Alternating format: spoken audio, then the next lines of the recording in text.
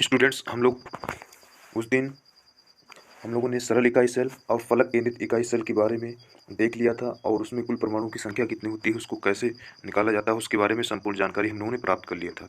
आज हम लोग देखेंगे स्टूडेंट्स, जो है काय केंद्रित इकाई सेल, जिसको हम लोग कहते हैं बॉडी सेंटर्ड यूनिट सेल, उसमें जो है कुल परमाणुओं की संख्या कितनी होती है।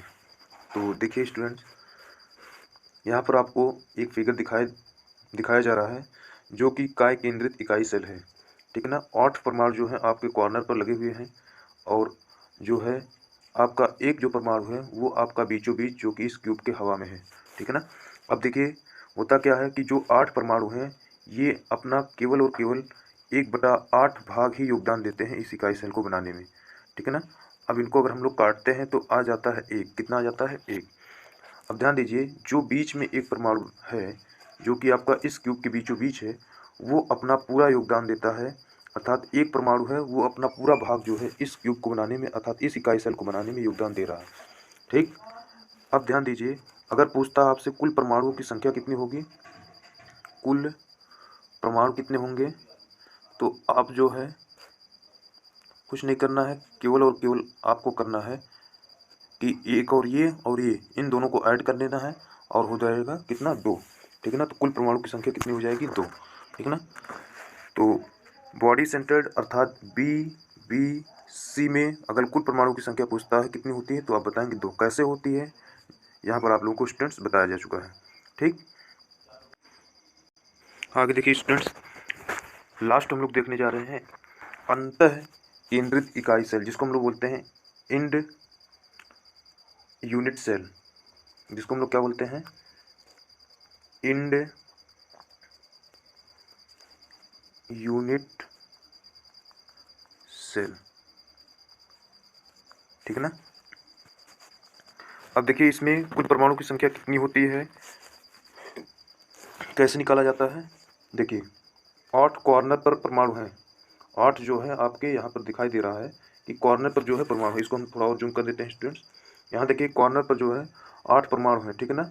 और ध्यान दीजिएगा इंटरसेप्टेड यूनिट सेल में होता क्या है कि जो फलक पर स्थित होते हैं, देखिए ये तो आपके 8 परमाणु जो रेड वाले हैं ये कॉर्नर पर है, लेकिन जो फलक पर स्थित जो परमाणु होते हैं वो अपना 1/2 भाग ही योगदान देता है, ठीक है ना। जो फलक पर स्थित होते हैं परमाणु, अर्थात आधा धसा होता है, आधा क्या होता है? बाहर होता है। लेकिन ध्यान देने वाली बात यह है कि अंत जिसको हम लोग बोलते हैं इंड यूनिट सेल, जो फलक पर स्थित परमाणु होते हैं वो परस्पर एक दूसरे के विपरीत होते हैं। जैसे यहाँ पर ऊपर और नीचे, अगर यहाँ पर अगर फलक पर होता ये परमाणु तो यहाँ पर इस फलक पर होता, अर्थात एक दूसरे के आमने सामने होते, ठीक है ना। यही चीज़ कह रहा है, ठीक। तो देखिए स्टूडेंट्स, इसमें जो है कुल परमाणु की संख्या कितनी होती है इसको हम लोग देखते हैं। हाँ तो स्टूडेंट देखिए होता क्या है कि जो कॉर्नर पर स्थित परमाणु होते हैं उनकी संख्या कितनी है? 8। कितनी है संख्या? 8, ठीक है ना। उनका योगदान कितना होता है? 1/8। तो काटने पर कितना आ जाएगा? 1। अब ध्यान दीजिए, अब जो विपरीत परमाणु जो फलक पर है वो कितना योगदान देता है इकाई सेल को बनाने में? अपना आधा भाग, अर्थात 1/2।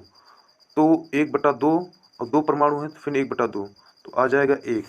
और आपसे अगर पूछता है तो कुल परमाणु की संख्या कितनी होगी, तो आप कुछ नहीं करिएगा, जो एक परमाणु ये आया है, एक परमाणु ये आया है, तो कितनी हो जाएगी? 2।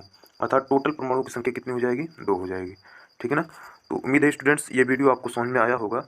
यदि आपको वीडियो समझ में आया है तो प्लीज़ चैनल को सब्सक्राइब करें, बेल आइकन को प्रेस करें, अपने मित्रों के पास इसको सेंड करें, ठीक है ना। तो फिर मिलते हैं स्टूडेंट्स नेक्स्ट वीडियो के साथ, और अच्छी वीडियो के साथ हम लोग मिलेंगे जो कि आपके इसी सॉलिड स्टेट से ही संबंधित होगा, और उसमें हम लोग घनत्व के बारे में देखेंगे आगे। तो स्टूडेंट्स फिर मिलते हैं नेक्स्ट क्लास में। जय हिंद।